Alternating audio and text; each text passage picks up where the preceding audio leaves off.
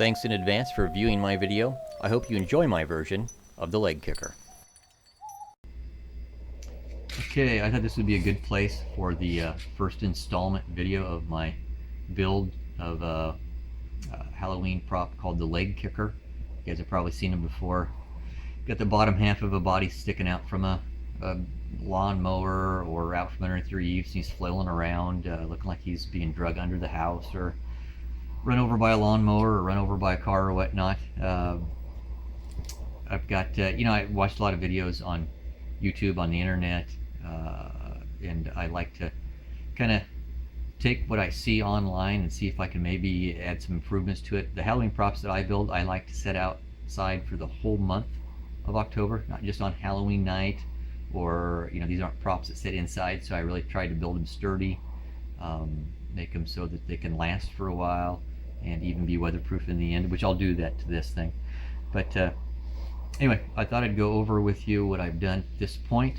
As you can see, I've used your basic windshield wiper motor. I bought that one at Fright Props. It's on an aluminum flat stock mount. One of the things that I really like about this build that I'm doing that makes it particularly good, and I actually got this idea from another YouTube video that I watched where a guy said he was using these rod end bearings or ball joints, and they really are lifesavers. I found them at like a surplus center. They're $5-6 a piece, but they're very sturdy. They're very smooth, but they're very firm, so they don't wiggle where you don't want them to wiggle, I guess. This is actually a garage door pulley. It's very sturdy. It's got a big bearing in here. This bears most of the torque of this thing, so I thought I'd go with something that's pretty sturdy, and it's got a little wiggle to it, but it is pretty sturdy. But anyway, these rod end bearings are crucial. I'm going to try to use these in about every Halloween prop that I build from now on, because these make life a lot easier and they make everything a lot smoother and a lot more sturdy. Built the legs with kind of routed out the legs. Got some pins in there. I can adjust these if I need to by loosening these up. I threaded this.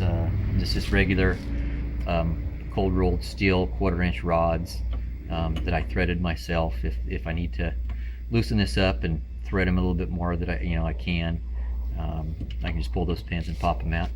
And for the knees, you can see that's just your standard strap hinge, a couple bucks a piece at Home Depot, Lowe's, whatever supply store that you want to go to. But I figured those are made for outdoors. I think they're galvanized, so they'll be kind of weatherproof in the end, and they should last quite a while. Almost forgot the most important part. As you can hear, it's not real clanky, real clunky. The whole mechanism is pretty smooth at this point. You can hear the motor humming, maybe a little bit of a click in there, but for the most part I tried to engineer this to be as efficient as I could. I'm transferring most of that energy straight from that motor through that rod to the rocker arm, pretty level, so there's not a lot of wasted energy. I didn't want to create a lot of friction. Okay, stage 2 of the leg kicker Halloween prop. As you can see, we've made a little bit of progress. Mechanically, the only difference is probably the addition of the feet. Probably should have taken this video before I put all the foam on there. What I did was cut out some flat boards roughly the size of my feet. I'll use my shoes, some old shoes, whatever. I can change his costume if I want. But I just put them on the back of the hill. That way it's easy to tip the feet up and slide the pants on and off. I can change his costume. And as you can see, I've used some pipe foam here to start building up his ankles and his legs, his calves. Just started layering that, using duct tape to build that up. Down here we've got some 4-inch PVC pipe. That'll keep the pants out of the mechanism. And again, just used some pipe foam and started layering duct tape and pipe foam over it to build a little bit of structure to make it look more natural. I thought it'd be nice, rather than having a couple of sticks inside of some pants, I'd try to give it some realistic form. I think it looks pretty good to this point. You need to be careful to make sure you don't build it up too much in here so that you obstruct the fold of the legs as they come back and forth. So that's why we've got the big gap in here. Up here, nothing's changed too much. This whole board will go inside of a box because I'm going to make that weatherproof. There's going to be a timer in there. This won't run continuously. It'll go off at intervals. It'll have sound, screaming, flashing lights. It'll go off every couple of minutes.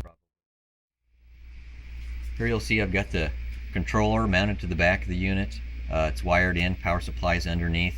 I've got the motor wired in. I have had the sound and the lights wired in as well. I did a test run with everything hooked up. Actually got everything, the animation programmed into the controller at this point. One of the things I noticed when I did my test run was that the original piece of aluminum flat stock that I had here holding the motor, with the addition of the weight of all the decorations and the shoes and the pants and all that, there was so much torque that that would actually shift back and forth a little bit. So I added another piece of aluminum flat stock to stabilize the whole thing. That worked great. Another thing that happened was that I discovered that my 12 volt 5 amp power supply was not putting out enough amps to run everything, so we upgraded to a 12 volt 10 amp power supply, which was a lot larger than what I'd planned on. In retrospect, one of the things I wish I'd have done different was maybe build this whole platform a little bit larger to accommodate the power supply and all the stuff that needs to go in here, but in the end we got it all tucked away nicely and crammed in there, and I think it's going to work out okay. Alright, here you can see I've got the mechanism placed inside of what I affectionately refer to as the butt box, for obvious reasons. These are actually knee pads that I purchased years ago at a home improvement store. Never did use them, so I finally repurposed them, got my money's worth out of them. As you can see, I've got a latch on here that I can padlock shut, keep people out of it. It's weatherproofed to keep the elements out.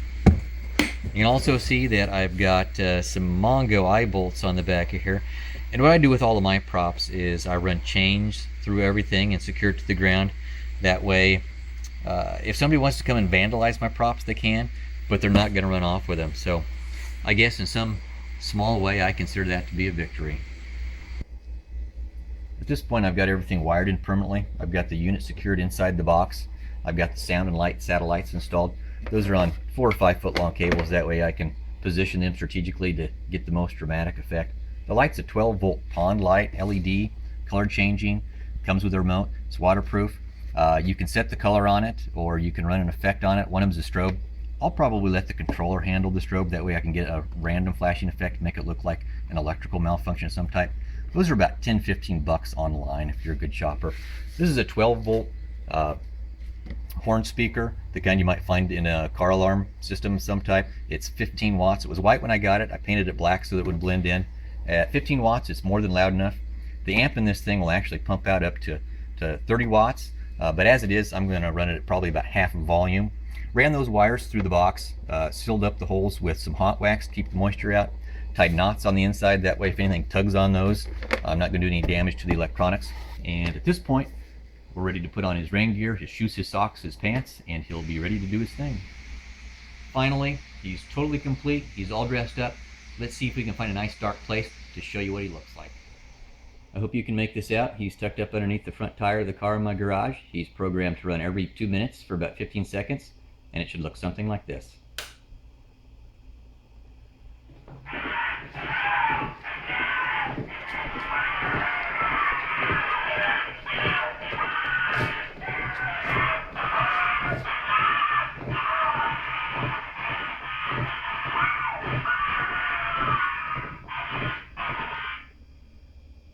I think it came out pretty good.